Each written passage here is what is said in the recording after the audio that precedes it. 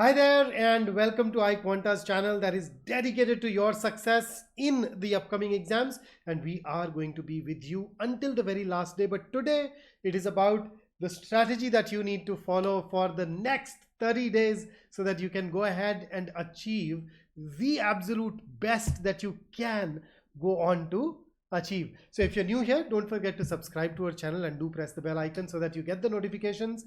And let's dive in.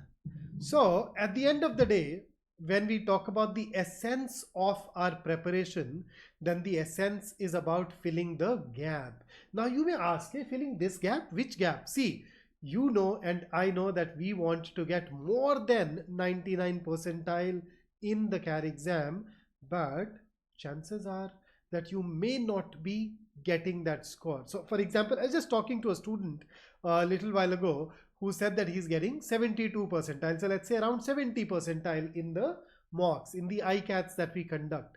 And you are somebody who would want to go from that 70 odd percentile to that 99 percentile plus in the days and weeks that are ahead of you. So how do we go ahead and do that? Now this is where the strategy will actually vary from individual to individual depending upon where you are today. So let us say you are somebody who is hovering around say 70 percentile when you sit down and write the mocks. Then what should your goal be? So the first thing that I want you to look at this juncture is that, hey, have you managed to complete your syllabus? Because people who are around 70 percentile mark, at times they may not even have finished their syllabus by this juncture. So the first thing that you would want to focus on is, have you managed to finish the syllabus? If not, then you are on that path. Please make sure that you wind it up at the earliest, because after finishing the syllabus, I want you to move towards to the next stage, and chances are that you're already there. If you're not, then start on this stage, and that is mastering the syllabus. So see, merely going through a chapter does not guarantee that you'd be able to get a great score. On the other hand, if you have mastered that particular chapter, then that guarantees that you'd be able to sorry yaar, I seem to have a frog in my throat. But if you've mastered the syllabus, then that guarantees that you'd be able to answer the question belonging to that area right. And if that particular area, if that particular element also happens to be a high frequency area in the exam, then you have found your recipe of success. So in across different areas, for example, when it comes to, let's say, English, you want to focus on parajumbles and paragraph odd one out. Within RC, you want to focus on getting the main idea questions and the inference questions right. Then if I talk about quant, you want to focus on, arithmetic, algebra, geometry in that order, because these are the areas where you get a higher frequency of questions from. So make sure that you master the syllabus. Now, a concern in your mind at this juncture could be that, hey, I have just a month left. In these 30 days, will I be able to master? I don't know. But then in these 30 days, you can go on to master 30-day worth of areas. And that in itself is going to be a big thing. So why don't you go ahead and do what you can do within these 30 days in order to move towards excellence? So focus on that, and I'm sure everything else will fall in place. So don't worry about all these other external, extraneous things. Just go ahead and think of how you can go on to master that syllabus. Okay, and thereafter make sure that you continue to write the ICATs. Do not get disheartened. Your frequency may not be as high as someone else's, but I still want you to write at least one ICAT every week and then analyze it so that you are able to figure out your next plan of action. Okay, now if you are somebody who's already scoring 90 percentile and thereabouts, then your strategy, your approach is going to be different. So you are somebody who's already finished the syllabus. Chances are that you've also mastered quite a few areas already. So what is it that you need to do? The first thing that you want to do is increase the frequency of the ICATs that you sit for and the section tests. Now, why do I want you to increase the frequency? So at around 90 percentile, you are doing most of the things right. So it is important for you to identify that small aspect that requires further improvement, that requires more work. So you're already getting most of the questions right. So when you increase the frequency of these tests, what will happen? Your absolute number of errors will increase, right? So if you write one test and you get, let us say, 4 questions wrong in a particular section, if you start writing 2 tests or 3 tests, you start getting 8 to 12 questions wrong. So when you have a higher number of mistakes, it becomes easier to identify a trend in those mistakes. And in order to do that, after writing the ICATs, you would analyze your test performance. And on that basis, take some effective corrective action. Focus on high frequency mistakes, focus on the patterns or trends that come out, and then act on that so that you can move to the next league. And apart from that, just check if your question selection is sound. So what I mean by that is that all the question types, irrespective of the section, can be put into one of these 3 boxes. Okay, so there are these areas of comfort where your accuracy rate is above 70%, and then there are these areas of discomfort.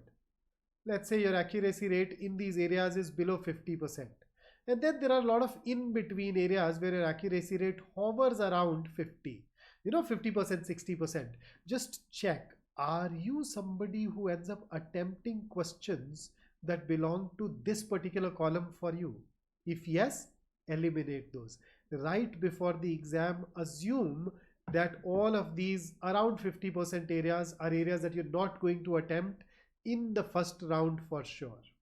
Okay, and that may help you increase your scores almost immediately. So in other words, what I'm advising is that you go ahead and improve your question selection by enhancing your self-awareness. And what if you are somebody who is getting 99 percentile plus in marks? Should I offer any piece of advice to you? I think you're already set for a great result, isn't it? You should just go and book the order for the mithais that you plan to distribute or whatever, but no, not really. We cannot really afford to slip up, not this close to the exam. So I still want you to continue to write the ICATs.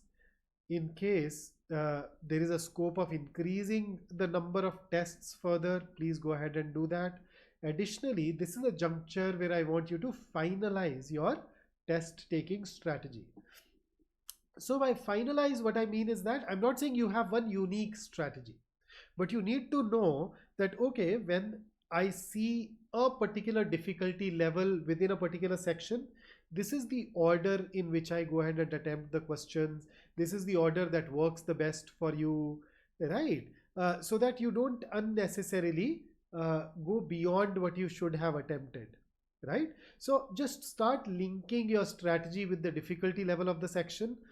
Develop a sense for that by writing more and more tests and correlating it with the percentiles that you scored there, and have that broad idea of those 2-3 distinct strategies that you plan to use when you walk into the examination hall, depending upon the kind of test that you encounter. And once the admit cards are out and you are aware of your CAT slot, there is this third additional thing that I want you to do, which can help you level up on the day of the CAT, and that is, whenever you sit down to write your ICATs, your mock exams, just match that to your actual CAT time slot so that your brain becomes primed for performance at that particular hour. And in case you are somebody who does not know what an ICAT is or what a mock is, well, if you've not started giving those yet, what are you doing? Go ahead, take ICAT's mock subscription and write those tests today. And I'm saying today because we are offering a very sweet deal on our test series. You can get all of these tests, 35 full-length CAT mocks, 45 sectional tests, and these are the minimum numbers that I'm telling you. And you have this AI driven analysis in all the mocks, etc., and all of this for just $18.49. So, I mean, if you haven't started writing the mocks, I think this is an absolute cracker of a time for you to write it. And before I sign out, here are 5 tips for you for the next 30 days in order to help you ace the CAT. So first up, stay focused. It is the last leg of our exam. We cannot afford to be distracted now. I read a research that told me that more than 50% of the accidents happen when you are very close to your destination, when you have almost reached where you wanted to reach. So you're almost there at the CAT. You don't want to take your eyes off the goal now. Keep putting in the effort for just 30 more days. And the best way to stay focused is to maintain a to-do list. Okay. So when you know what all you have planned for the day, you'd automatically remain focused. And then the third tip is less is more. So do not go overboard on your preparation. Focus on revising and mastering what you've already studied. Continue to work on the feedback that you receive from the mocks that you write, especially on those critical high frequency areas. And in the last 1 week, should you write a mock or not is entirely your call. But keep practicing the skill-based areas right till the very last day. And then some hygiene factors are my tip number 4. Make sure that you're getting enough sleep. So at least, so think of yourself as a sleep athlete who's targeting 8 hours of sleep a day. Make sure that you are hydrated, at least 2 liters of water, and get quality nutrition, especially a lot of proteins, right? So that's going to make you sharper. And let's not forget that you also need to work on the mental aspects. So 2 individuals who are equally well prepared, when they write a test, their results can vary, their scores can differ. And the reason is, well, it all boils down to these 2 factors then: time management and their ability to handle pressure. So I've seen a lot of accounts from a lot of Olympic athletes who use plenty of different things to deal with the match day jitters. One of the things that they use is visualization. So they visualize how they are going to perform, how they enter the center and all that. So you can visualize yourself performing in an excellent manner. So that can definitely help. You can also train yourself to think of the iCats as the actual cats and the actual cat as just another mock test that you're going to write.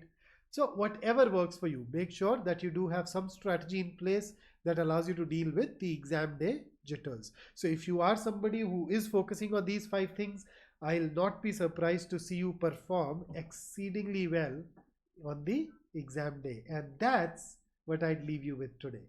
Trust yourself. You know more than you think you do.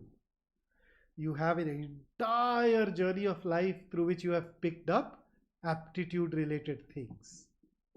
You already know this. You've got it. Just stay focused for 30 more days. That's it.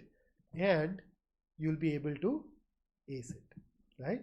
So that's it from me today. All the best for the last month. In case you need us, you know that we are just a message away. You can drop us a comment below, or reach out to us through numerous ways through which everybody at iQUANTA is accessible to you. That's it from me in this particular session. Until I see you next, stay safe, stay focused, stay in touch. Don't forget to like the video and subscribe to our channel. See you in the next one.